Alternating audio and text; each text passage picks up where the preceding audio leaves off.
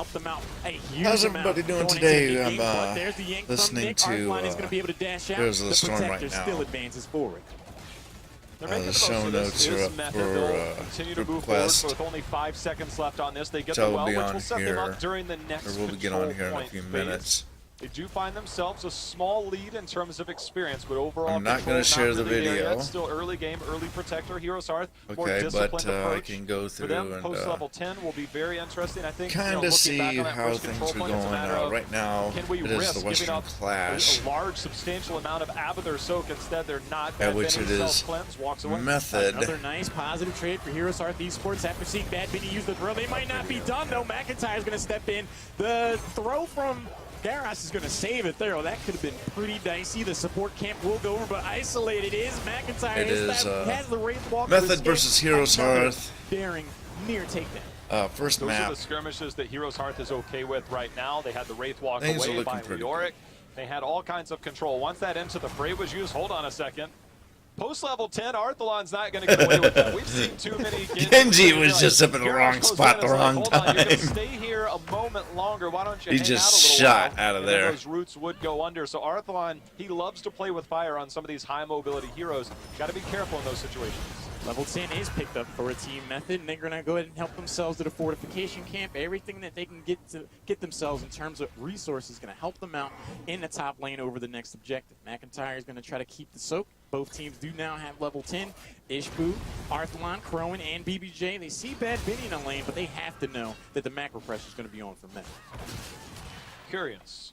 As Curson is holding on to his heroic, are they just all in blow-up style with the clone? Do we get the Twilight Dream or will we get the sustain? See where we're at there that with the wolf. tranquility, we will find out momentarily. Leo also trying to decide on And the whether Chaos he's going to be Wolf. marching in as the Black King, and he At is. 5 million cheers, and right now We will we're see. We sitting will not at get about that easy thing up, and with the intuitive lightning 1,721,000. breath, just the lockdown For is enough stage to be 2. there, and if you can dish So out the yeah, damage that's not during going to that clone happen. phase, get that clone out of the way, and all of a sudden you can look to turn I those don't think team we're fights. going It's to going get to give them a that lot for more like a sustain good. also, but I'm with you. I thought at level a good 20 amount they of were really time. trying to bank on the buried alive value. Let's see, audio right now is a bit too loud. Bad What about there, maybe? Push for the Okay. moment. Arthalon Think we'll be spots fine. that out. We have the rotation in. Both of these teams just kind of posturing. It does for- look pretty for good, position, though. But no one's going in. Yeah, I think those pushes after the first pick that happened to Deckard Kane, they are keeping a close eye on all avenues that Method can engage upon.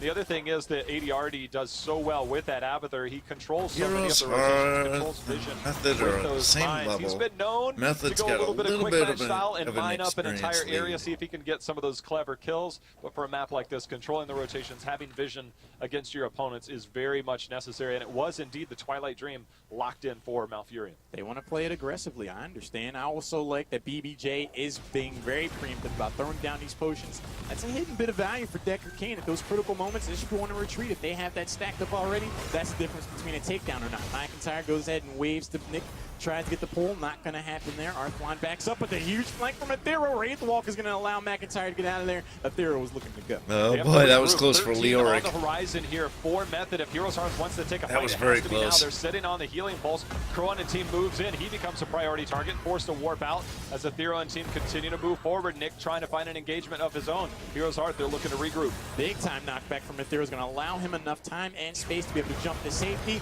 But there goes the taunt. Bad Biddy starting things up. But then we see Heroes Hearth Esports throw down and stay a while and listen. Athero out in the flank to make sure Bad Biddy can safely escape. Lightning Breath turns on the ADRD and a Shadow Charge afterwards. That is going to be a down. The clone. Heroes Hearth so far holding on. Containment disc does land onto the Diablo, taking him out. ADRD getting as much as he can out of that clone, and now they got the follow-up roots. They've got the Twilight Dream, and Heroes Hearth on the retreat. Crowan gets tossed back in, tethered, pulling him around. Crowan just trying to get out of there, but he's going to be the first to fall, and now looking for more. Nick getting those resets on those fans. McIntyre not able to trade out 2 for 1 in favor of Method. Athero hits the jump to nail a two-person takedown in favor of Team Method. That heavy 2 melee for combination none. and their sustained Method just going to town on Heroes and the Hearth. front line of Heroes Hearth Esports. Leoric timing the Wrath of the Black King or March of the Black King is going to have to be critical and timed properly if they want to bait enough abilities onto the front line so Phoenix can clean up. Method starting to establish control in this game. Still no 13. See if Heroes Hearth takes another crack at it. They'll have 13 momentarily. They have small amount of time before they can get back in here, as it's 80% in climbing. They can force the overtime as they wait for some of that trickle-down experience, as well as that minion wave that's going to be there. All the heroics are back online for Heroes Hearth. For Method, some of the longer cooldowns not yet available, but Clone, the most important one, coming online now. This bad boy is still very much up for debate, 99%, but with level 13, Heroes Hearth esports is going to look to go in, but a huge taunt. Phoenix is going to get absolutely shredded. Lightning Breath is not going to get Yeah, Phoenix got deleted. To disengage, but there's plenty of yank and pull from Nyx Maev. That was another huge engagement for Team Method. Ishbu, for a moment, it's just hands off keyboard. He has not been in control of his hero for quite some time.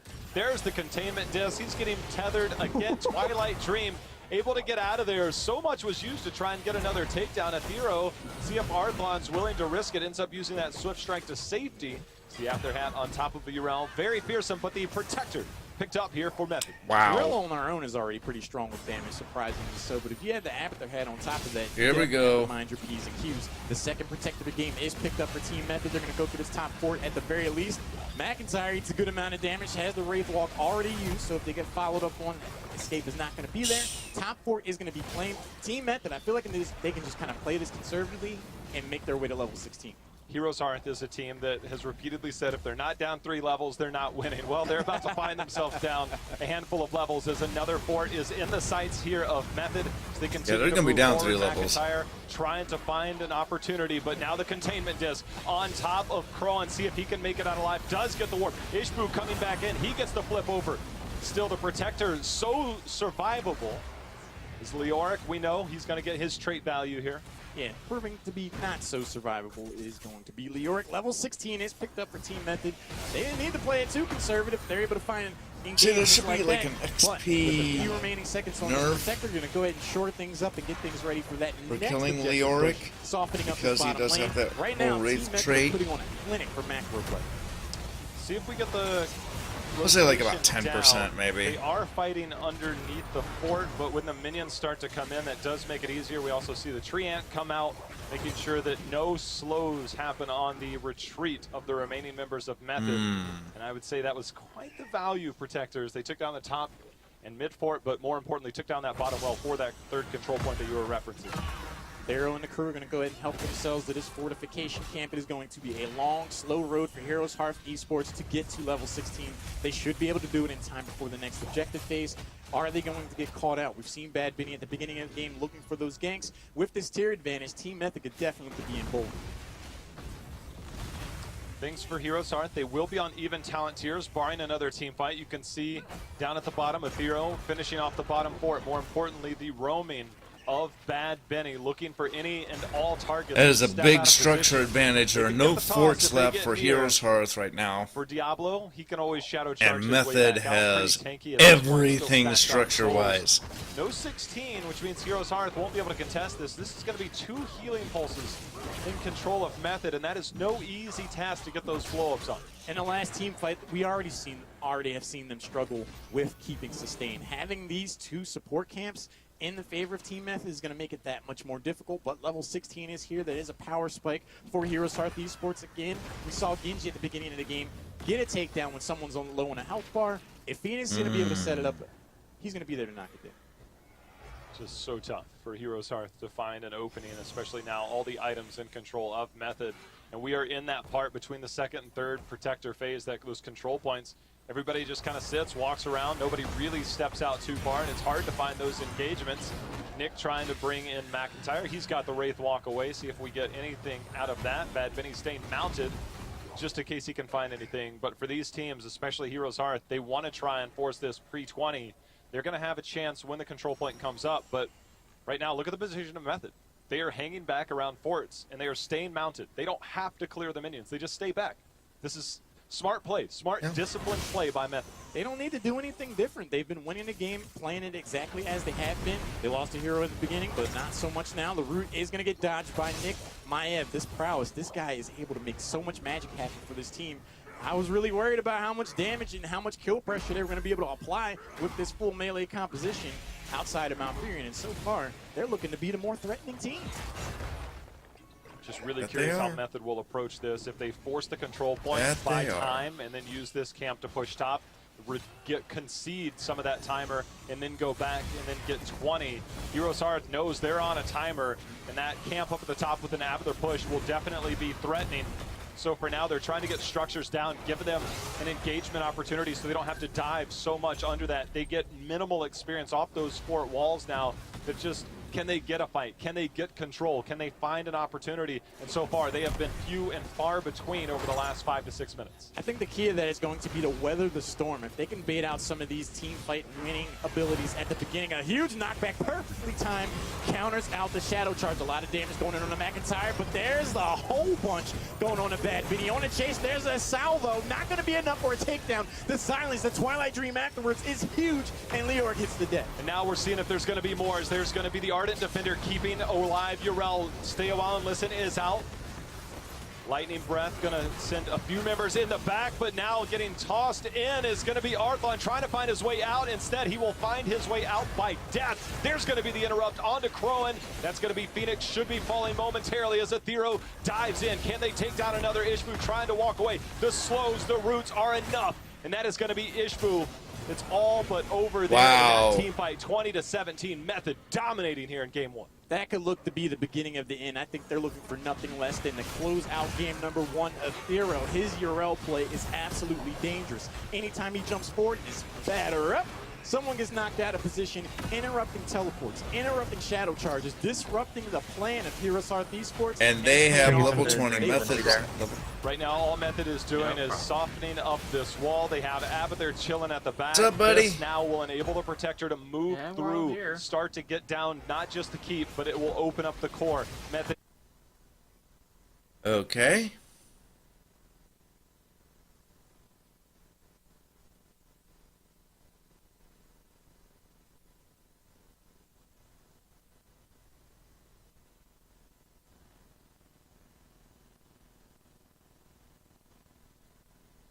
Let's go to where?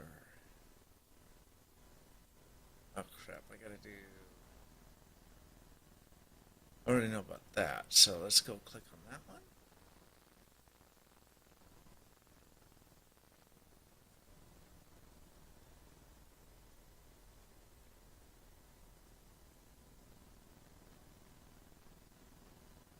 Let's...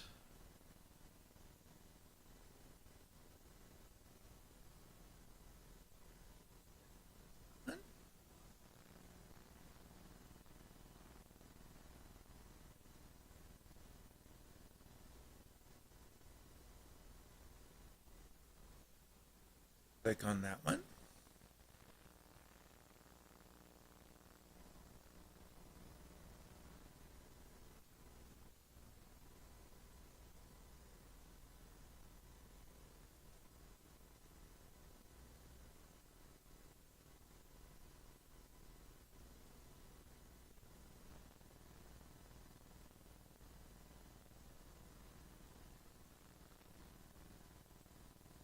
Okay, now we got that one.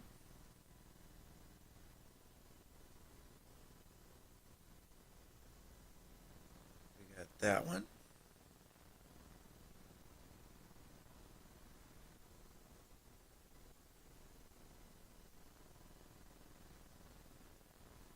We got that one.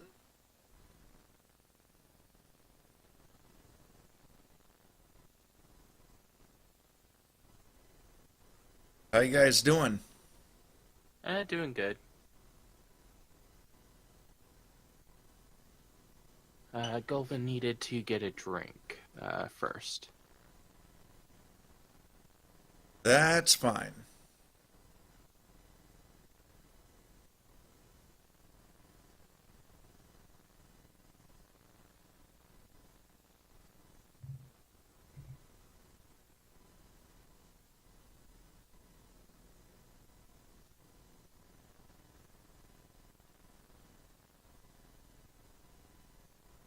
And we got that one. Okay.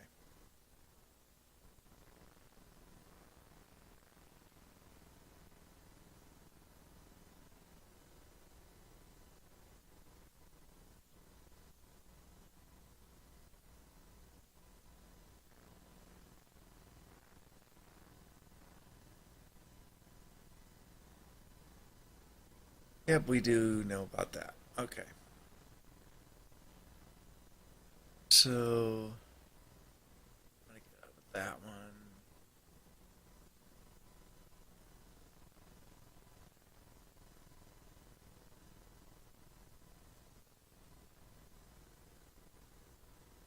There's the Google Docs for that.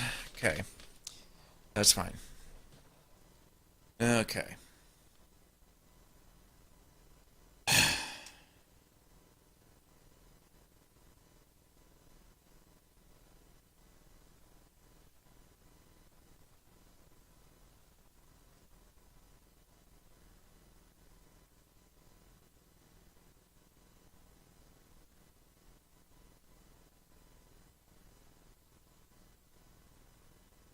Yeah, I was watching some Heroes of the Storm.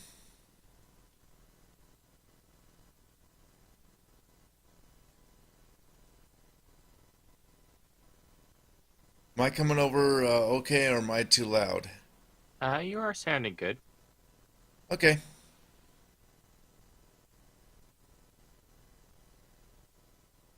Yeah, I'm just kicking back, relaxing.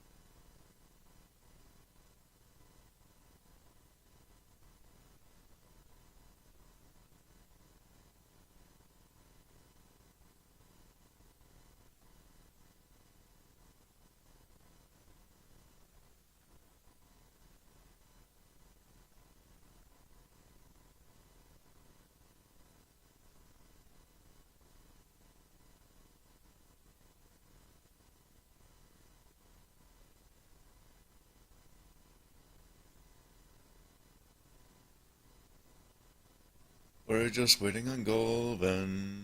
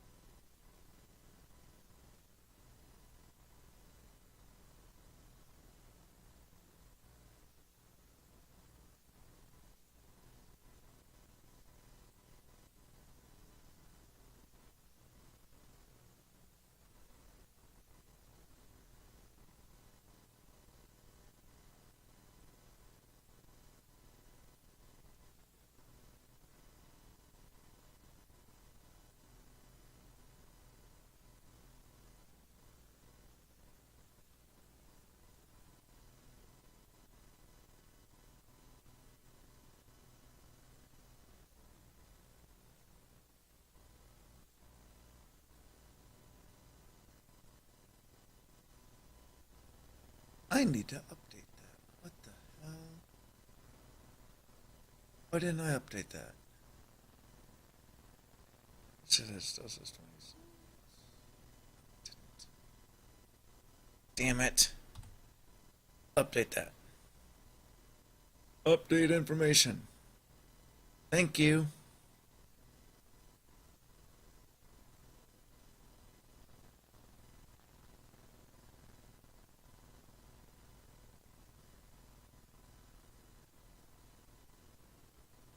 Once again, I'm being a bonehead.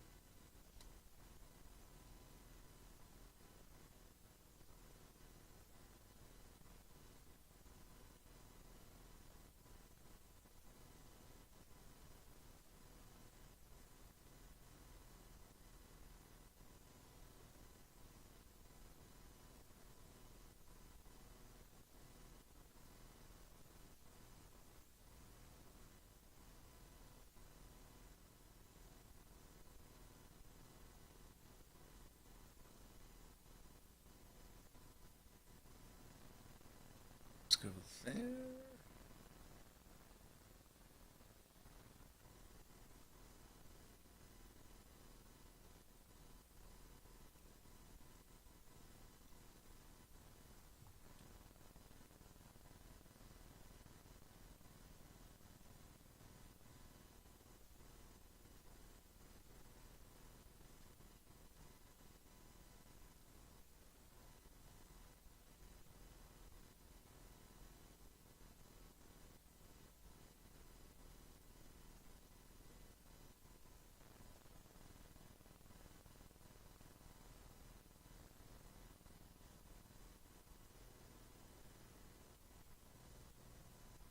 Da, da, da, da, da, da, da, da. Okay.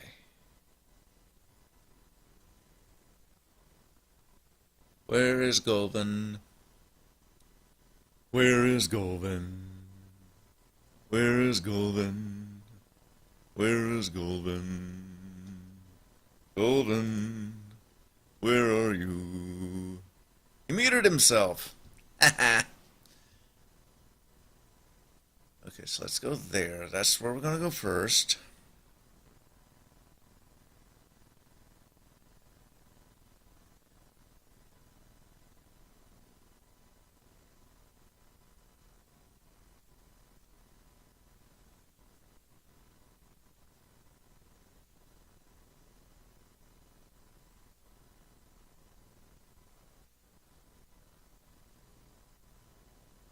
There we are.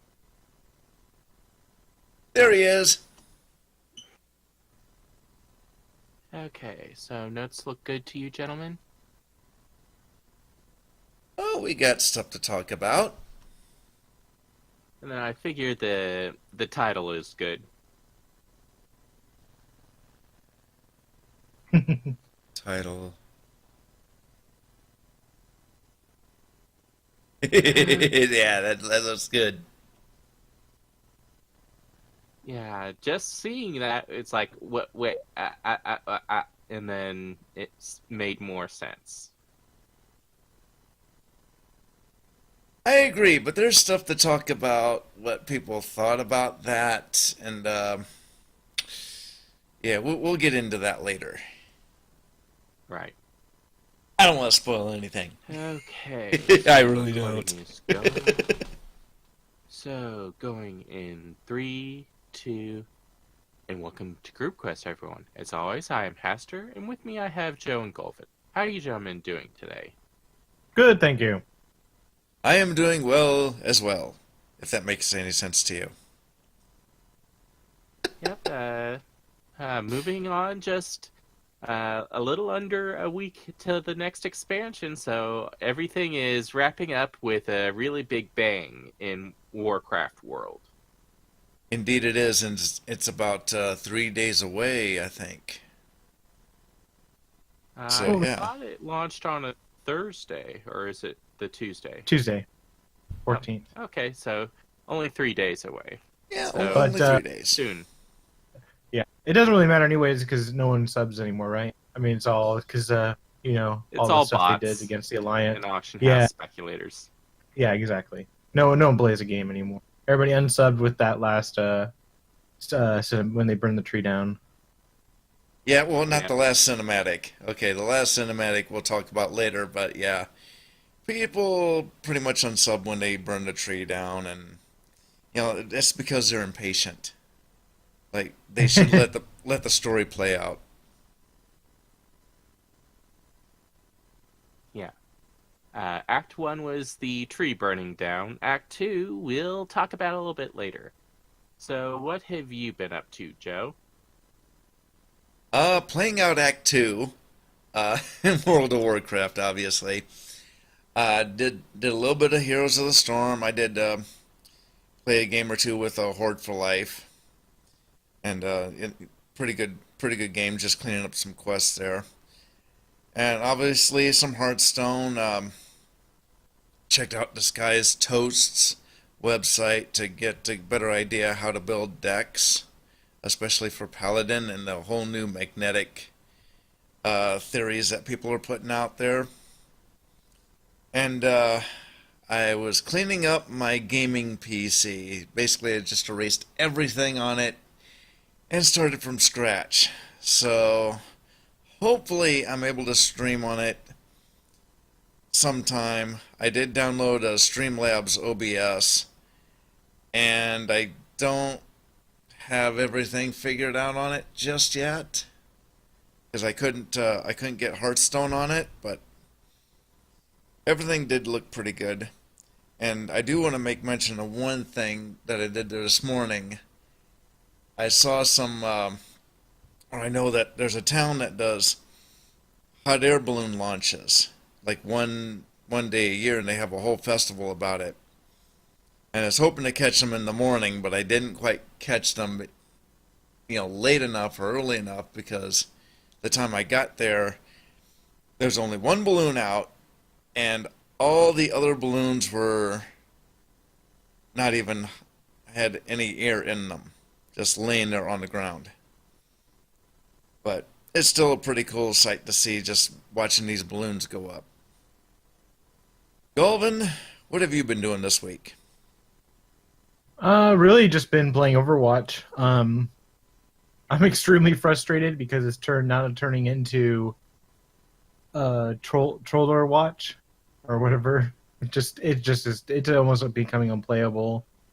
People just feeding on purpose. People just like trying to get cool plays and headshots and all that kind of stuff, and not actually trying to win the matches for people like me who just want to get the 3 and get the free, loot chest every 3 and random or mystery heroes. And then just people being vile and vulgar. I mean, it makes sense though. I mean, school for most United States starts next week or the week if after. not already. Yeah, and so these are just little kids, and they're all pissed off because they have to go back to school and they don't want to, and so they're kind of expressing it. But I've been seeing like over the last week or so, it's just been getting progressively worse. And I hope that's not just because Overwatch is getting more popular, and then it's just going to turn into League of Legends where it's just vulgar and racist language used in chat all the time. People on voice being racist. I mean, it's just real terrible. It's just like almost to where I don't even want to put any voice or chat on in the game when I log into it now. But it's just becoming real bad. I think that Blizzard really really wants to crack down on that stuff. So we'll see what happens. Yeah, but the issue with Blizzard is that they do ban waves, which is good, I guess, for them because they can make sure everything is set up and it's all in place. Where most of the other games, it's like instant removal, like pretty quickly. And so that's the main issue I have is that they're not doing like instant. Hey, someone says like a racist word in chat, not like misspelled or anything. They're not instantly removed from the game and having like say a 1 hour restriction on their account for playing Overwatch or something like that. Just to let them know, hey, this is why you were banned because you did this. I could just see where something like that would be. I think that for me as a dev, like obviously it could hurt the bottom line, which companies never will do, and someone up higher probably said no, do not do that. That we may lose a person who'll play the game and spend all this money, but it just makes me not want to play the game as much. But outside of that, did play to get my mount in the Horde side quests. I just really kind of steamrolled through it just to get it done, just to get the mount, and I do need to do Alliance. But my question: do you have to be a max level to do that quest for the Alliance side? I believe you do. Okay, I don't. Yes. I don't have to burn my my 110 boost just to get the mount, but it's just the hippogriff though, right? It's nothing different than the hippogriff. It's a smoked hippogriff, so it's a little bit different, except not really. Let me let you in on a little secret though, Golvin. You don't have to do it. You already got the hippogriff. Oh, because I did the horse side? Yes, because you did the Horde side, I went and did the quest on the Alliance side just to get that experience. But I found out that because you did it on the Horde side, you already got the Alliance side mount. Oh, okay. So it's just like the battle car or whatever it was, the motorcycle that we had to buy it, but basically kind of like that. where if you got one, the other one was there as well. I think there was another one that was like that too, where you had like the alliance. collector's edition mount. Yeah, exactly, like that. Or better yet, like you did the whole Legion quest. If you were exalted with one on one tune, you were exalted on all tunes. Yeah. That's the way that they did it. So, yeah, it's good. Okay. Well, if you want to see the progression of the quests, you will need to do it soon. Okay. Yeah. So, still deciding on what to play for BFA. I'm really heavily leaning towards Shaman though, kind of the front runner, just because I can heal on it if I want to heal as Resto. I could play Enhance if I want to do melee, and if I want to do ranged, I can do Elemental. And I like the new kind of system too with the Maelstrom is really kind of interesting for both Elemental and Enhance. And it seems like you can always do something on both of those. Whereas with Monk, it's a lot of waiting time. I had an argument with someone about this where I was like, oh, back to Snooze Fest for the class, because it's just they nerfed blackout kick, so you don't want to spam it constantly. You just want to like time it to where now you want to delay because you want to have resources for a rising sun kick. And what that means is you're gonna have delay time. You're gonna have to just sitting there waiting because you don't want to spam essentially. How Monk's always been that I've enjoyed it has been like you spam. You just keep pressing buttons like a fighting game, and that's just kind of how it is. And I just don't like snooze classes. I just think it's boring because I'm just sitting there doing nothing. So if I'm always able to do something and like plan ahead and do a lot of things while doing other things, that's what I kind of enjoy doing in the game. So kind of tied between those two.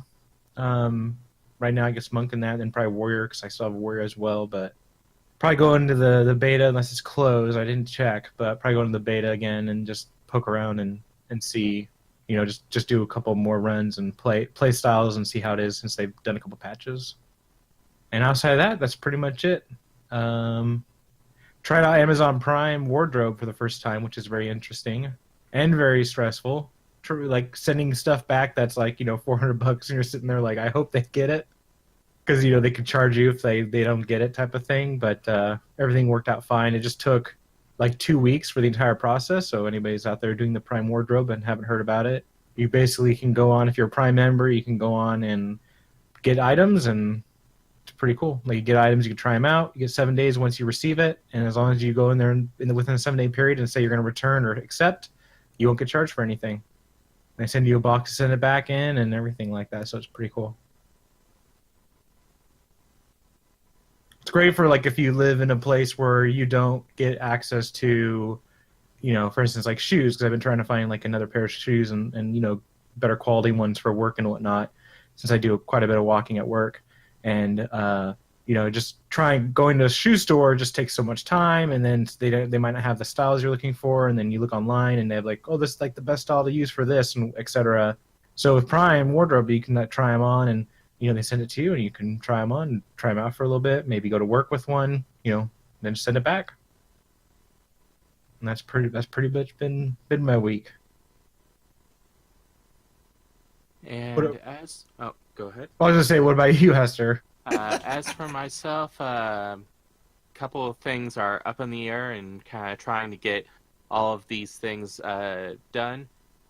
Work was a little bit crazy. I did get a chance to play the Act 2 in Warcraft that we've been dancing around, and we'll talk about that. But not a whole lot of in-game stuff because 2 events are coming up for me that are going to that require a lot of out of band focus and attention. So kind of trying to get all of these things done so that in theory I'll have some time to play through the new expansion, but kind of working my way through various things.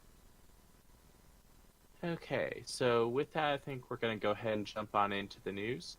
So first up, we got a little bit of news from the Diablo team. First up, they are working this season. They're trying to focus more on themed seasons for the Diablo season seasonal play, but also they are focusing on two new projects, one of which they may be able to announce at BlizzCon this year. The other, they are may need a little bit more time in order to accomplish. And they might announce both there at BlizzCon. It's kind of hard to tell what they're going to do. I tend to think that they're going to make an expansion to a little bit more storyline. And I don't know. We'll see what the announcement's going to be. I did not try the theme stuff. I did re-download Diablo on my PC, but I haven't tried any of that out at all because I'm not much of a Diablo player. I mean, and this is kind of tied to our next story about why there's no Diablo content in the Battle for Azeroth Collector's Edition. Diablo 3 is getting long in the tooth at this point. They really don't have any new WoW features to show, new snazzy features to show. So either they need to get an expansion out there quickly so that we can have good content, or we need to hear about what the next expansion is and have it be, oh, and by the way, you can go play it. You can go play a beta on the convention floor that we will be releasing sometime in the next year. Otherwise, Diablo is going to be relegated to the back corners, and there's not going to be anything they can do about it.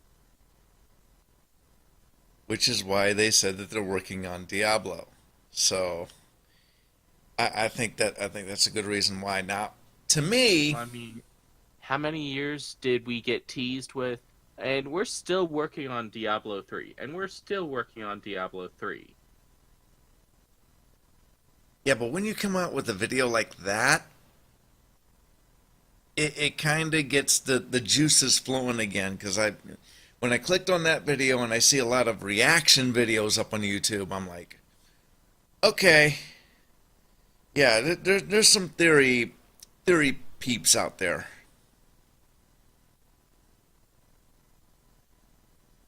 So will it be a new expansion? I think it will be, or at least, I mean, adventure. I guess is what I would call it. You know, like a mini expansion. But just the way that she was mentioning things, it just had that feeling like, hey, BlizzCon's around the corner. Might want to be interested. You know, we're still working on stuff here a lot. You know, we have a lot of things we're working on. So it's kind of like they're trying to get the hype back into Diablo.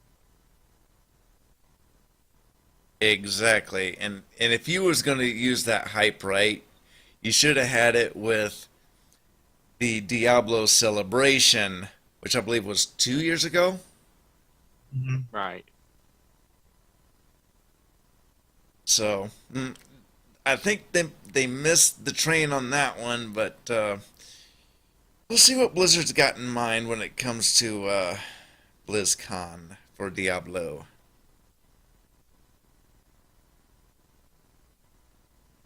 Okay. So, also this week, Blizzard made a surprise announcement that they will be doing another round of ticket sales on August 18th at 10 a.m. Pacific time. So, this will be next Saturday for those of you who are listening to the show this week. Otherwise, well, you missed it already. Yeah, So they are. yeah. So they are adding another one. I'm surprised. I wonder, maybe they were able to get more people to the venue, or Well, I think this is going to be... Blizzard probably had some set-aside tickets for various purposes, or potentially the convention center was able to open up and justify having more space. Maybe they won't have as many vendors this year. so that they can stuff more people into the various arena areas. Or they move something out into another part of the convention center that they normally had. We won't know that until we see the map, actually, about the Yeah. vendors and all those places. Because I'm like you, Hester. I am really curious as to why this happened and how this happened, where we have more tickets. I mean, I'm glad they got more tickets. It's more availability for people to go see BlizzCon who haven't seen it or who wants to go back. But Who actually wants to go into the convention hall. Could it be like they got, maybe someone was scalped, like they found someone who was scalping a bunch, like, a couple hundred, not a couple hundred, but like 30 to 40 tickets. Someone was, like, a group was scalping it. They caught them, and without saying anything publicly, they're like, "Oh, we'll just re-release them." And Well, but if it was a scalping group, how does Blizzard cancel that person's ticket? And then have to deal with the person who's pissed off when they come to the door thinking they have a legitimate ticket. oh, I meant not scalp. I meant like bots. So scraper groups. Yeah, that's what I meant by that. Like people that just go on and they have like 10 people and they buy the maximum amount per person, and they resell them on eBay. But even then, that would whoever purchases the ticket from the scraper shows up at BlizzCon and then they're told, "Oh, we're sorry, your ticket isn't valid."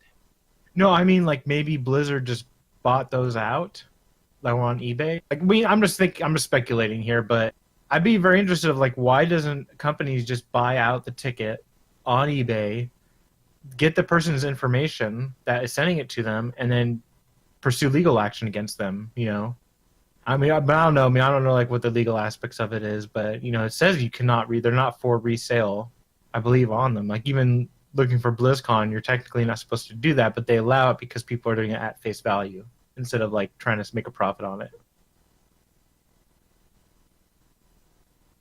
it goes to we don't know.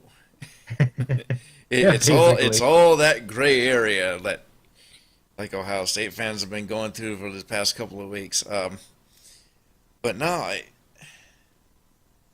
I think it might go to like more space because it depends too on the availability or how many tickets that they're actually going to provide. At which there is nothing that they're saying here about that. So, if we're looking at, let's say, maybe like 20 or 30, then that kind of goes in like both places. Could somebody was scamming tickets or skimming tickets? Or did all the space just open up? I mean, I like to think on the positive side where, tickets opened up or space opened up. So, and they could also have had some returns on tickets too, where people couldn't make it and they didn't know about one site that opens up, so they just give them back to Blizzard. So, which is a possibility.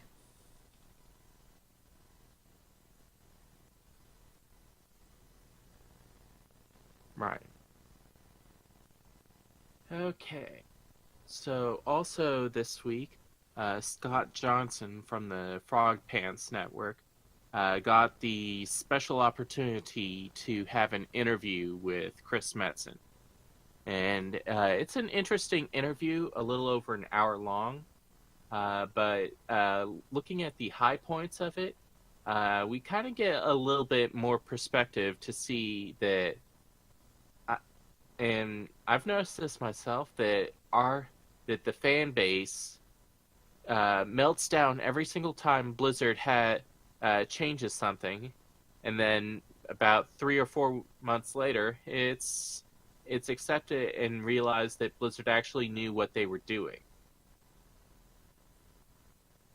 And then kind of the just general bitterness and the community being just utterly vile. So, any thoughts?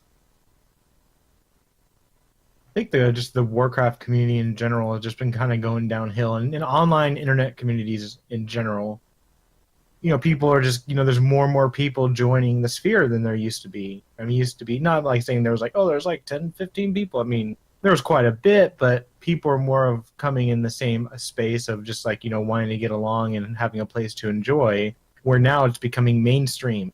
And just like any other group, like, go to basketball game pickups, go to, any kind of sporting events, sports pickup games or whatever, you have people that are just jerks out there and they just don't care, like, at all. And they just do what they want, and they're very vile. And I think that's just kind of spurging out into gaming communities and gaming culture. I mean, I'm not saying there hasn't always been people but like that, but overall, I think it's just more of an aspect of it.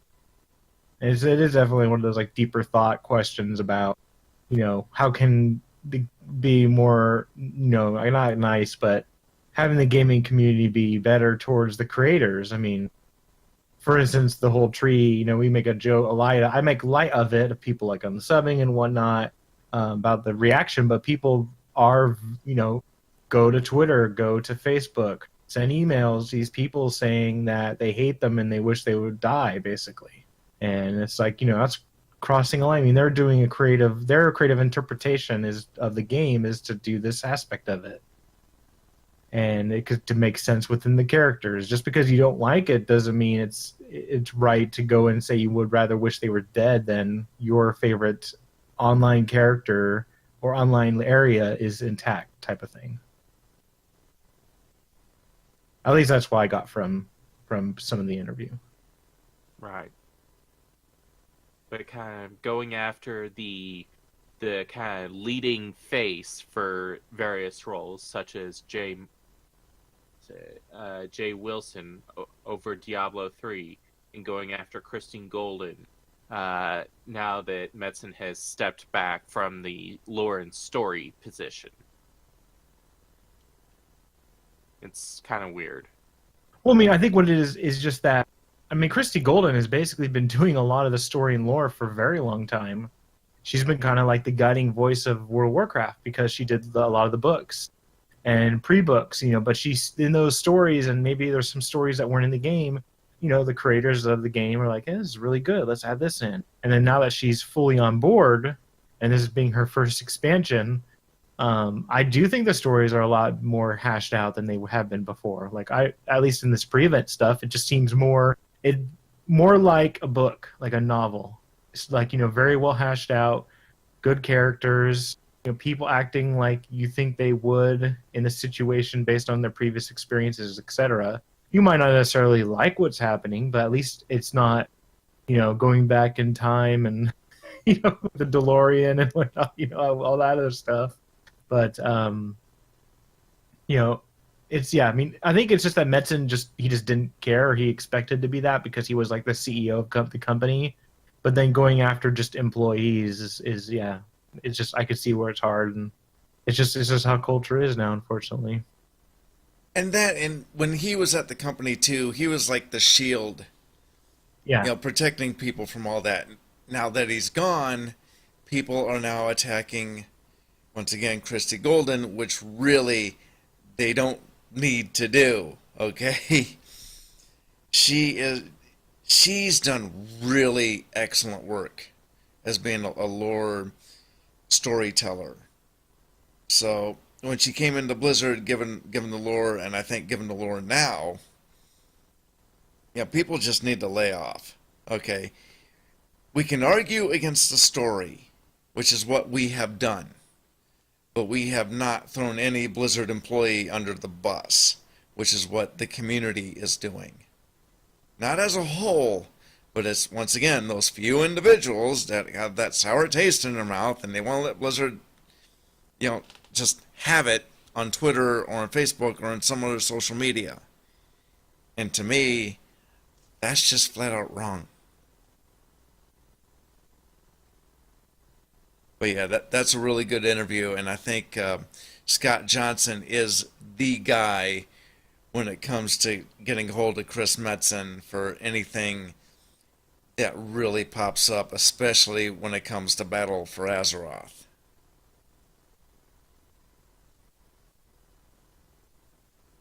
Right. Okay, so also this week in HGC Western Clash updates, I see that it looks like so far we are into the round 2 best of 5. So far, Team Dignitas has pretty much stomped everybody up to the round 3 best of 5. Team Freedom, coming from a little bit more contested bracket, and then looking at kind of the losers, the lower brackets, we are seeing that some of our beloved teams are making at least a decent attempt at moving forward to the finale. It is no surprise that Dignitas is doing what they're doing. But there are 2 surprises coming out of NA, okay? Team Freedom, you mentioned, is one. Because if you look at Phase 1 throughout this season, they totally stank up the joint. Okay? Understatement. That's an understatement. Yes. I'm trying to be nice here, okay? But they were horrible. And now they're up into the quarterfinals. Or, I'm sorry, the semifinals now? Going into Sunday? You know, and guaranteed top 3? That's awesome. And I used to give them a lot of cheers there in the chat room, and yeah, like Heroes Hearts just like took all my cheers, and because I'm fans of them. But Team Freedom, I got to tip my hat off to you. You guys are doing great. The super team, the super NA team, Tempo Storm. They are out.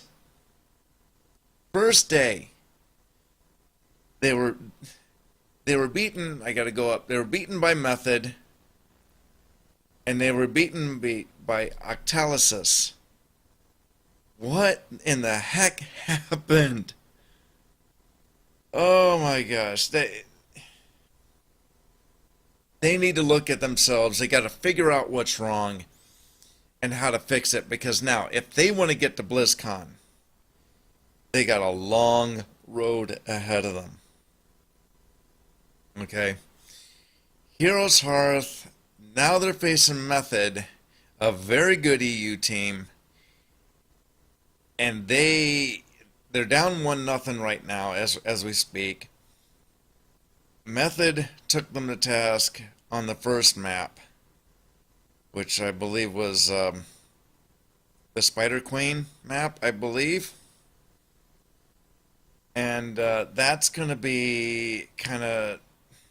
We have to see where they're at now. You know, can they get past Method and then face...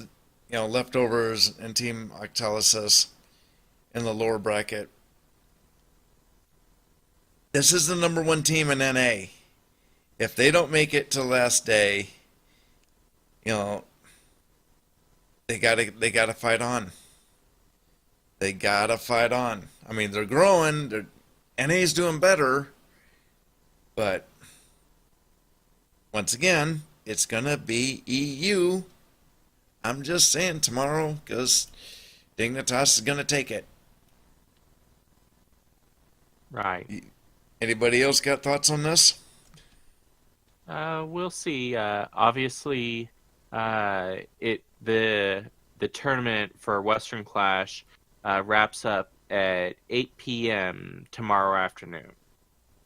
And it's interesting that essentially tomorrow it's the top bracket, then the bottom. So whoever wins potentially has to win two best of five. A best of five and a best of seven round, because they'll come from the lower bracket and then immediately have to turn around and start playing the 8 p.m. best of seven bracket against whoever is in the upper division. And that's going to be the fun part. Yeah. They're going to be a little bit burnt out, probably. Yeah, they will be, but whoever wins is whoever wants it more. I mean, this once again is championship time, and if you want it, you got to go get it. Right. Okay. So, also this week, there was an update in Overwatch League that one of their core players is leaving the team due to physical and emotional stress, and just his mental health had completely declined over this first season. So it's kind of interesting to see how various leagues and whatnot are allowing their players to deal with stress or not, and then kind of realizing that the Overwatch League, while yes, it's really important, we're seeing a lot of players from Season 1 just not returning and deciding to go back to playing just as a regular Twitch streamer. When you're up on that high a level, and really all the sports ball people kind of know this too. There is an amount of stress that you have to deal with. And Overwatch being up as high as what it's gotten, it really has to go with, can you deal with that stress? And some people just can't. Okay.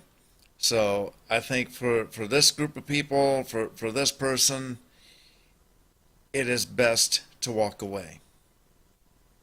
So will these people come back? I don't know. We'll see. It depends on how they feel, months down the road. But people, if you have a love for the game is one thing. If you have a love for the sport, that's another thing. Because for sports ball, all you need is a love for the game. But when it comes to video games, do you also have that love for the sport? And I think that's something that Overwatch is finding out now. Something that NBA's 2K League, that's something that they're going to have to find out now. This is going to be this is the rough time for Overwatch. And how does Overwatch learn from this? That's another question that we're going to find out here soon. Right. Well, and I think also, too, when you think about it, is a lot of these people, like the players, came from other games, and they've already been playing those for a couple years, and it might just be they're burnt out on the burn. Because they stick, when we think of our jobs, right, 9 to 5, 8 to 6, whatever. You do it Monday through Friday, maybe Tuesday through Saturday, whatever. You usually work 5 days a week in most places. Well, they're like 14-hour days every day of the week with the pressure, public pressure, people trying to dox them, sending, bags of like dust to their doorstep, that type of people. Like, I mean, it's the extreme. And people saying they're terrible, that all that you suck, all that kind of stuff. When they make like one bad play, like a misplay, maybe they heard something wrong in the voice chat, or they just, it happens to me. I pressed the wrong button on accident. Like I meant to press Q, my ultimate, I pressed E on accident or something like that.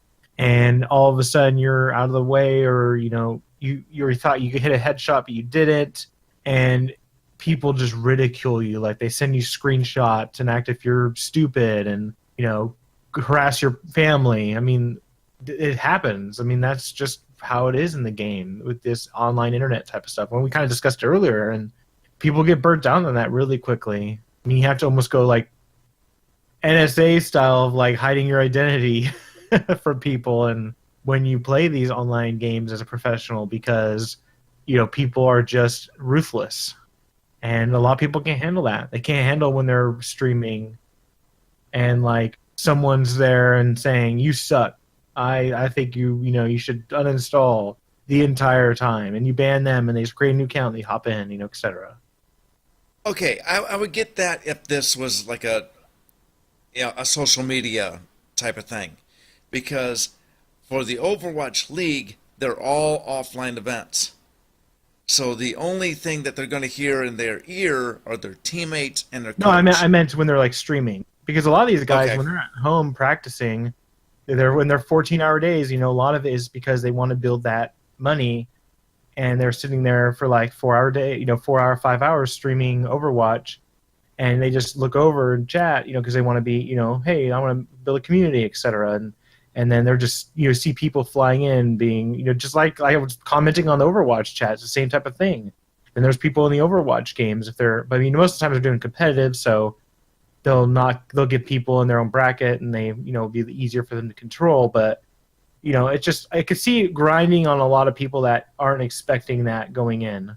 And so it makes more sense. People are just not going to like the 14-hour work days, 7 days, every day of the week, like you work and no other sport, like not even, mainstream sports or traditional sports is going to be doing that much. Like they still give days off, and they still give you only work a certain amount of time because your body cannot physically do it. But with computer games specifically, or consoles or any of that, like any kind of gaming sport, your body can handle more because you're sitting there. You might get fatigued, but you're not going to get as like physical, like, oh, I pulled a hamstring because I'm, you might get carpal tunnel, which has happened to a lot of professional League of Legends players. They get a lot of wrist injuries and spine injuries and neck and all that kind of stuff, eye injuries, with deterioration by staring at a computer screen, etc. So it's different. I think, like you said, it just needs a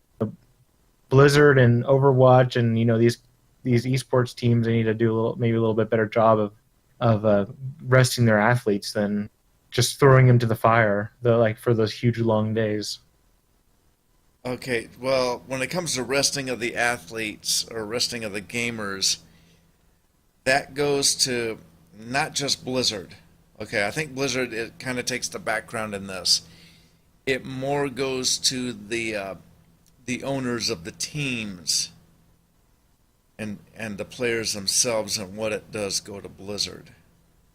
Yeah, I think I meant like the Overwatch League and like the teams need to. But the issue also is a lot of the things that people forget is that a lot of stuff is done through collective bargaining in this country, in America. I'm speaking for America in general. Canadian listeners don't understand.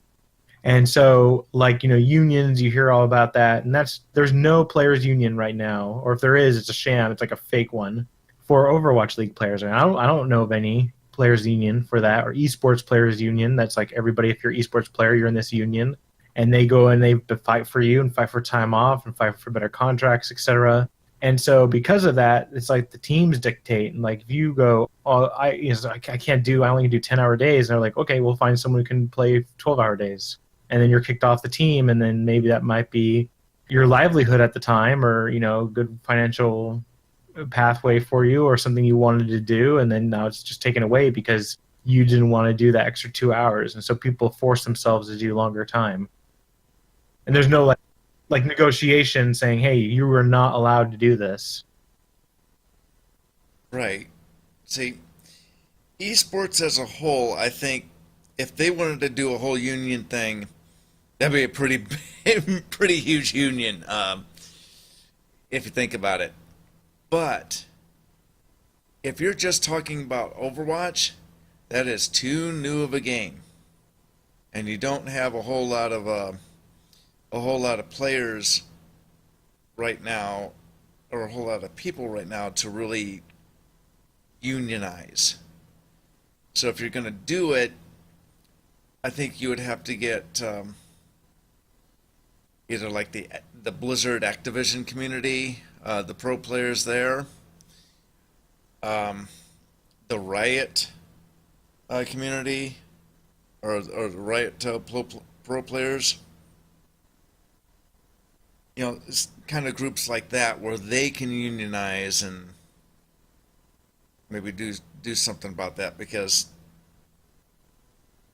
the leagues, not so much the game developers, not so much the game companies, but the leagues need to get stuff like stress under control.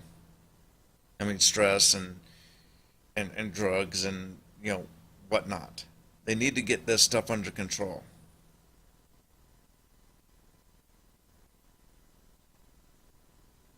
Yeah, I definitely agree. I think it's just, if they want to keep it a very healthy and keep, you know, the community happy, because, you know, the issue is, you know, with any kind of sport, you don't want to have people that are there for like 2 years with a esports team, with any team in general, because you can't really market towards that player, and the viewers kind of gets bored. It's like, oh, there's always someone different. And having someone like, you know, if you think of, for instance, NFL, like Peyton Manning or Tom Brady, you know, Aaron Rodgers, that, you know, quarterbacks in general for football, they have, you know, 10 plus years per each of them. They have a huge fan individual following, and then the team has a following because of them being on the team. And so it just kind of helps build the brand and helps everybody, you know, rising tide, you know, floats all ships type of thing. And it's just going to be very interesting to see how this plays forward. If they would do anything, or they're just going to do like all the other esports games where it's just, hey, next one up, who else can we dump in here at cheaper value because you were getting popular and now you're gone, so I'm going to get someone who's cheaper and no one knows about. Right. Okay. So next up, we have our discussion of the Battle for Lordaeron, Act 2 of the preamble to going into the next expansion. So, who would like to go first? That, I mean, the only complaint that I have about the cinematics, which we're talking about, right? And Yes. then the event. Okay. The only complaint I have is that Anduin would not let Sylvanas be that close. Like, that's the only thing I have a gripe with. And I know a lot of people do. Like, she got two, like, up in his face, like, right up in his face. And that would never happen, because what if she had, like, a dagger concealed in her arm and just, oh, stabbed him, he's dead. Oh, great, there, Anduin just died. I mean, even though that's just, again, fantasy, and I really enjoy the storyline up until, that's, like, the only thing, it's just like in any other superhero movie or anything like that, where, like, the villain is, like, just prancing around free, and the you know, the victors are all, like, sitting there and, like, oh, we got you, and he's like, oh, but you don't, huh? Like, well, why didn't they just go up and grab him, type of thing? And that's how I envision the Sylvanas situation there. And the other thing is, But you're right. She could have done a lot of things right there, and that's something that Varian, no one would do that to Varian. But we're not talking about Varian. We're talking about Anduin, the boy king, as what she put him. So I don't know. I don't have a problem with that there myself. I'll let you go on, and I'll give my thoughts about it here in a few minutes. well, I was gonna say muzzle your dog, which is a good. I mean, I really like Sylvanas as a character. Did a really good job with, you know, the voice acting as usual, but just overall was good. However, I mean, I'm getting a lot of vibes of Garrosh, and it's just she is the villain. Like, from both sides when I watch it, she just plays as the villain. Like when what's his name? Oh, was it Bane? I think. Yes, Bane. when he like says, you left him to die and all that kind of stuff, and like she's kind of like, we discussed this last week, right, regarding that he could fester and be more powerful, and she kind of knew that his honor could be a betrayer type of thing, and she's just, to me, just going sprinting towards the end villain of the expansion, like, or one of the end villains of like a story arc. I And then with the bow, you know what to do, my champion, and like all that kind of stuff. I was just thinking, oh, is he gonna like maybe like kill her? Like, I don't know. It was weird. I was kind of interested at that point. But I'll let you go, Joan Hastern, what your thoughts are. No, no, he's not going to kill her. Okay. There's no way that that's going to happen because those two are pretty. He wants those two to be an item. Just really bad. Okay. I don't have a problem with Sylvanas. I did both sides, and I got to experience how Anduin and that came in. I love that boat. The ship that Jaina came in on, and the way that she took care of the blight in the first part, oh, that was so awesome. And she turned the boat to the side, and all these arcane cannons showed up.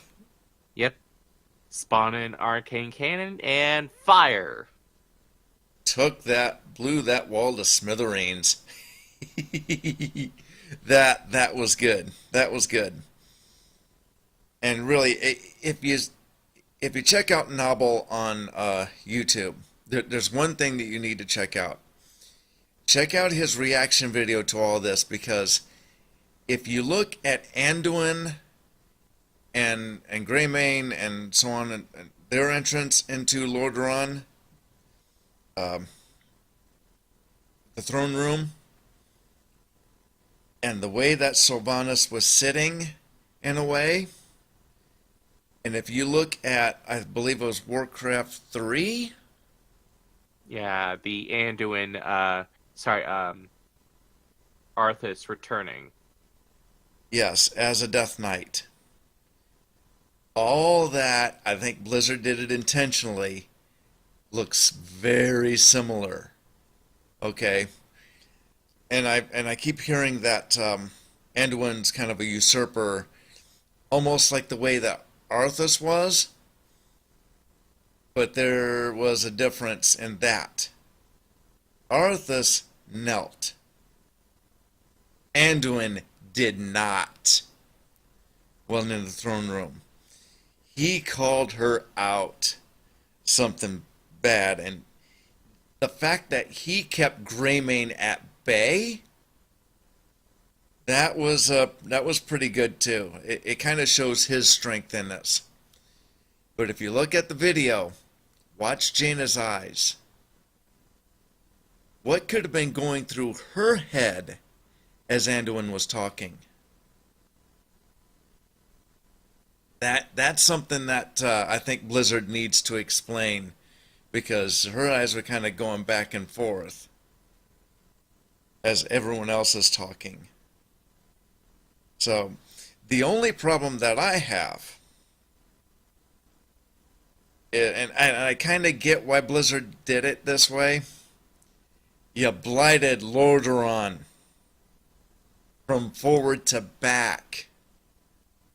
Why couldn't the Alliance take it?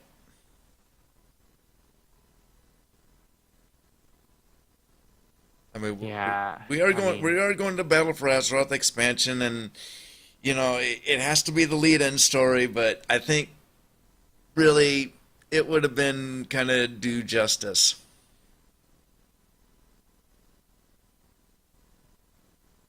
Yeah, I'm definitely looking forward to it. And, I mean, if you go look at the map after the events of the Battle for Lordaeron, it shows that the capital city is burned, much like the capital city for Teldrassil. shows as burn. But I haven't had a chance to go in. I imagine at some point the Alliance will bring in all of their frost mages to freeze all of the plague out, and then just start rebuilding that as a primary hub for the Alliance in the northern part of the continent of Lordaeron. But All they at need this- is Jaina. if you Well- if you saw that, that was pretty OP. Yeah, Jaina, but also having all of the other frost mages out there to help would probably be useful. The other thing I would note is that now leaves one kind of capital city on each continent for the opposite faction. So I see people who are planning all of the moving back and forth between continents to do various objectives and missions and going around and clicking on weird things for the secret is going to be a lot more difficult simply because with the removal of those two places, because now you have to go in through a Burning Crusade area and then jump back into the post Battle for Azeroth world. I tend to think right there.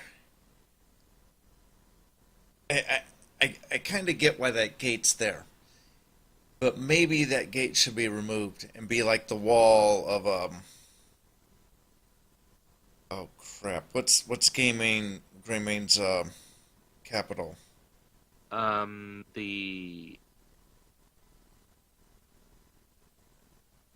can't remember. I don't remember either. Shoot. I'm drawing a blank too. Nobody Lordaeron. remembers. But still, put up that kind of wall instead of having just that gate right there. Gilneas. What was the Greymane Wall? Is yeah. the name of It's the wall. Gilneas. Right. Yeah. Gilneas. Yep, that's right.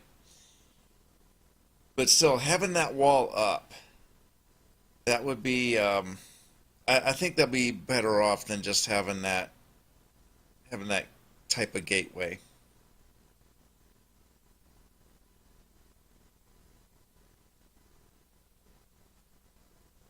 Right. But definitely looking forward to seeing what they have to reveal to us within the expansion. Yeah. I mean, it's going to be probably the launch trailer too to the expansion. Like, I don't think the one that we did see is going to be the launch trailer, like the announcement and whatnot. There'll probably one that will be following up to this storyline will be the launch trailer. And they've been sitting on it for right now. Yeah, that's possible. We should have seen the official launch trailer by this point. Oh, not the. You're talking about a different trailer as opposed to the cinematic. Yeah, like they'll be. Well, I may even think they might have a different cinematic to launch. I mean, I would do that. I mean, because they did the cinematic for Battle Azeroth, which is the one where. Well, I mean, I guess no, never mind. That's the one that they're attacking Lordaeron, which is what we've just experienced. Yeah. Essentially, we experienced the trailer. It's a different view than what we experienced. Yeah, that was completely artistic. This had us doing things. Yeah, but essentially, it's like we played that battle in game, and so now that that's happened, yeah, I figure there'll be a lot of these in-game cinematic stuff going on because it does a great job at pushing the lore through, but then also it's not that expensive for them to set up in-game because they just use in-game assets, and then they can do it a lot easier than having someone doing a huge budget for a complete CGI one. So overall, I think it's going to be good seeing more of these, and I figure like right away we're probably going to drop right into after these events and go from there. And I'm very curious because I haven't, like I said, I haven't done any of the beta quests because I just hate spoiling it for the live gameplay because they change a lot of stuff. So I always make sure to I go in, I do maybe like a quest, but I don't really. I just like goes kills the stuff. It's like okay, go kill it, and I just kind of play the characters and see how that is. Then rather than like read the quest text, listen to them talking, you know, I just go Right. okay, go here, do this, kill these guys, gotcha. How does this class play? Pretty much. And I've only done the opening quests in beta there once, so I kind of get the idea of what's going to happen. Okay. So, and there's already spoiler videos out there on YouTube, but it's not hard to find them. But there's some good stuff coming. I think we're all three playing Horde side. No, speak for yourself. Well, at least two of us are. And we're going to see something very interesting because what we found out going through this week is we found out how the Alliance gets Sourfang. Okay. Which I didn't have a problem with that fight there either. That was a good fight. But yeah, I'm not going to spoil too much. He does. I will say he does get out of prison, but that's kind of self-explanatory. Well, of course, the Stormwind Garrison has people breaking in and out of it all the time.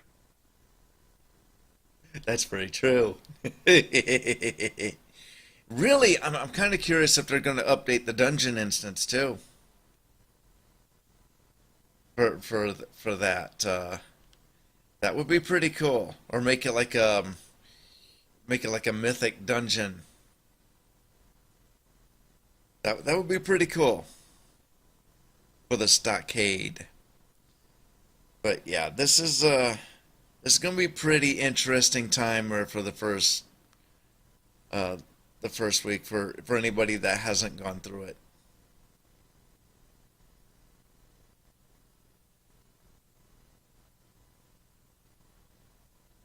Right. Okay. So moving on.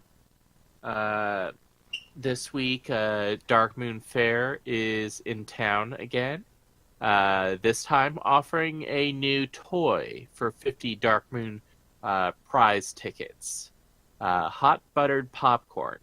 So you pull out a big box of popcorn and start eating it with actions in game. That's making me hungry. Well, I can definitely see good uses of it, and it does post an emote in chat of player munches on some popcorn. This is like for when two like raid leaders are yelling at each other. Yeah. Oh, Drama. that would be good. That would be good. Just have people in raid just like yelling at each other, and you have other people just sitting back, just munching like popcorn, watching the argument. It's a good show.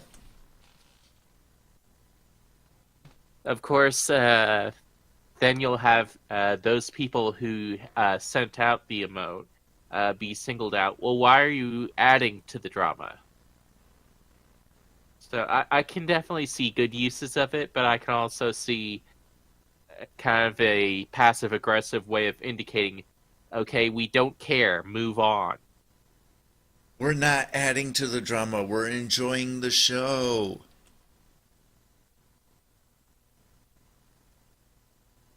Right. I'm laughing at the whole thing. I'm sorry.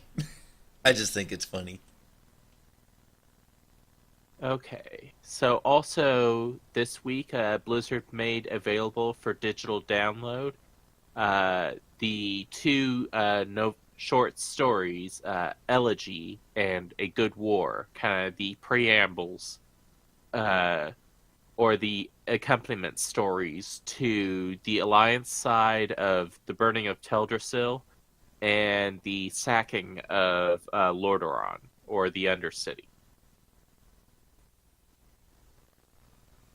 So, And this is the novellas that were going to be available as part of the collector's edition. So if you can't wait until your collector's edition arrives, now is a great time to dig in.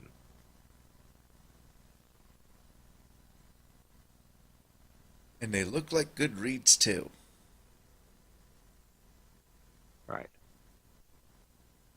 Okay, so also this week, Wowhead was able to go in and do some poking in to find out the how this latest round of XP nerfs or adjustments has changed. In some cases, it's lowered the amount of XP you need in order to level up. In other cases, it actually raised it a little bit for those levels. So it's kind of interesting to see how some of these curves spike up or stay relatively even. It just looks really weird with the 110 leveling because it's like a huge spike up at that point instead of nice and gradual. But it's always like that at the beginning because they want people to experience the content. And if they made it gradual, it'd probably be a little easier for people to get to the max level. Yeah, that first level, it looks like, is a lot of XP, and then it kind of goes back to the relatively normal kind of angle line. Yeah, they really need something because now you're going up to 120. Okay, and granted we have all this BOA gear, blah blah blah blah blah. We really need to take down this experience here a little bit for new players because that's a long road, and some of this content, people don't want to see that. They want to see the new stuff. That's why they're coming in the game.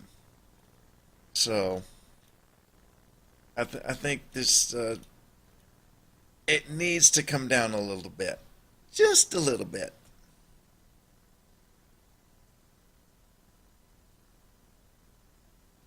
Obviously, we'll get a feel for how it shakes out at the end, but definitely looking forward to seeing what else they have to reveal to us. Definitely. Okay, and we kind of talked about the Alliance and Horde sides of the Battle for Lordaeron cinematic. Was there anything else that we wanted to look at for this? I mean, they're both well done, I thought. Right. Yeah, I think artistically the cinematics were well done, but if you also look at the game, they kept it real close to the cinematic. So I think that's a really, really good job by Blizzard in that sense. Right. Okay, and Oh, well, I was going to add on one more thing too. 'Cause I was just thinking about it a little bit. I got a Game of Thrones vibe from it. Very highly inspired by the last season. With wrecking. I don't want to spoil it too for anybody, but there's a scene I in. think it was the previous season. Yeah, well, yeah, but still, I don't want to. Some people are waiting for it to finish to watch it, so I don't want to spoil too much because it is a pretty devastating scene. But it just harkens back to a little bit of it, like that how everybody was acting, and I don't know. I think I just seems like there's going to be a split with Bane, and it looks like to me Bane's going to be the next war chief. I just see it they're kind of foreshadowing a lot. Either he's going to get killed and betrayed, which I think, like his father, if I remember correctly, his father got betrayed too, right? Okay. The problem with that is if he dies, who's going to take over as head of the Tauren? There's really no one really there. It's just Bane now. So really, they've been leading on Saurfang too.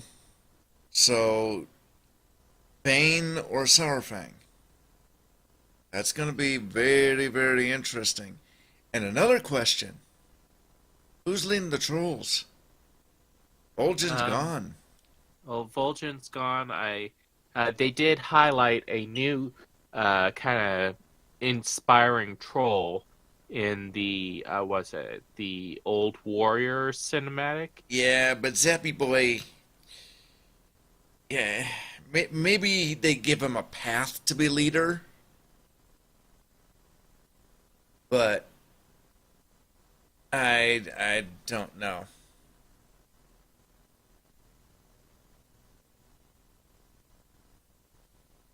Right. Okay.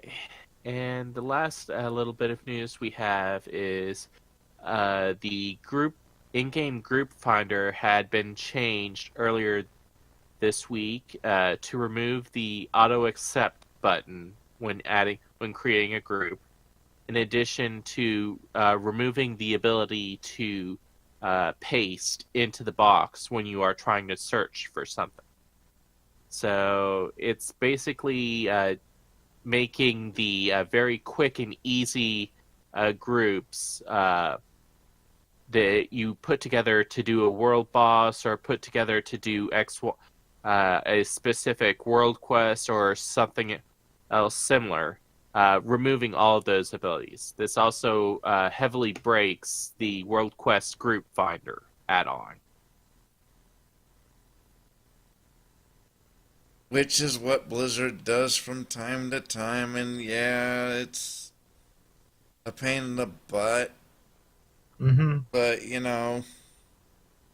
Blizzard, just like they did with what we talked about, Battle for Lordaeron, they're going to take from whatever they like and put it in the game. So, why not? We'll get used to it. We'll get to play around with it, and then everything will be fine again. And people may figure out a way to work around Blizzard's restrictions. As what they always do.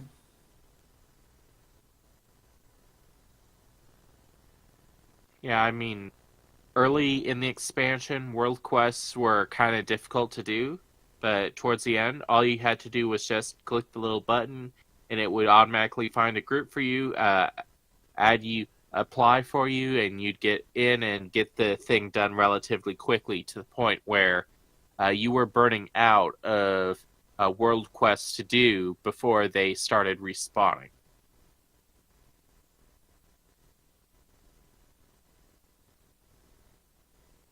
Okay, so... Yes, like I said, and to me, that's fine. I'm just interested though in, because I did do the new one in game, and I don't know, kind of some of the UI changes I'm not really too happy about with what Blizzard did with just the system UIs. I'm just curious how that's going to play out with groups and communities, all that kind of stuff. Trying to remove Discord away from, trying to build it into the game system. So I guess we'll just see how it plays out with the expansion, and then also going forward. We'll see. Right. Okay, so with that, I think we are going to go ahead and wrap up the show, unless you gentlemen had any last thoughts. Go watch twitch.tv/Blizz Heroes. Or just look for Heroes of the Storm on Twitch. It is the Western Clash. And it is good stuff. Right. Okay, so with that, Golvin, would you like to tell people how they can find you on the internet? Yeah, sure. You can reach me on Twitter at GolvinVersus, twitch.tv/Golvin, where I stream some games on every now and then youtube.com/GolvinVersus, where I have all my archive videos. Joe, how can they reach you? I am on Twitter at Joe_Carroll1, and you can find me on twitch.tv/JoeSpace when I figure out my Streamlabs OBS. Haster, where can we find you? They can follow me on Twitter as Haster, Haster, and occasionally streaming at twitch.tv/Haster. If you want to get in contact with the show, you can send an email to show@thegroupquest.com. So for me, Golvin, and Joe, we look forward to seeing you on the other side of the launch. Okay, and that is a wrap. That was good. That was good. Okay. And then we get to say, well, I'm up to level whatever. Right. So, unfortunately, next week I am on call for work, and then the week after I have a commitment that I cannot miss. So, I don't know if we want to do a show, or if you guys want to do a show and send me over the audio and I'll do a drop-in, or how we would like to do that. We'll see what news comes in, and I think for myself, Joe, we could probably think about maybe the 25th as a show, just because I most likely won't be playing the expansion until either the Friday or Saturday, so I'll have like no experience at it at all, since it launches on Tuesday. I won't even if I have any time during it, it'll be like an hour, so I won't have really any experience in it. So I think it'd be better to off next week while we experience the expansion, then come back the 25th and see if we're good enough to come together there. Okay. And Yep, then that's on fine the with me. 25th, I'll just I'll go ahead and record it, and I'll insert a drop-in of what I've experienced and edit it and post it. Yeah, because we always have this too, where like an expansion, people are like leveling and doing their own stuff, and then they want to hear about it afterwards. Like Right. people are going to be more worried about doing their own things, but it'll also give us just time to experience it ourselves and get up to the max level and whatnot. Okay. well, kind of my thoughts too is that you guys might want to go like the dungeons and do like the whatever the storyline, or I'm probably gonna go like storyline and professions. So it's gonna be a little bit different. We'll see what happens. But Yeah, yeah, probably going- I'm fine with not doing it next week too. Yeah, I'm probably going storyline and exploration. Mm-hmm. Definitely storyline first, and then go from there. And I'm definitely gonna play the Warlock on the Alliance. Yeah, no, I'm still thinking like when I think about like I always wanted to play a mage, but what I could do too is just start out at one class, like maybe shaman or monk or whatnot, and see if I like it. And if I don't, maybe try up the warlock or mage or whatnot. I'm going hunter. I want to shoot things. And actually, now I can use a gun or a bow, which is good. It doesn't matter anymore. All right, I'll see you guys later. Talk to you later. Okay, see ya. That means, guys, it is time to end the stream. I will see you guys later, too. It is almost 7 o'clock, and I haven't had any supper yet. So go have fun, and talk to you guys later. Bye-bye.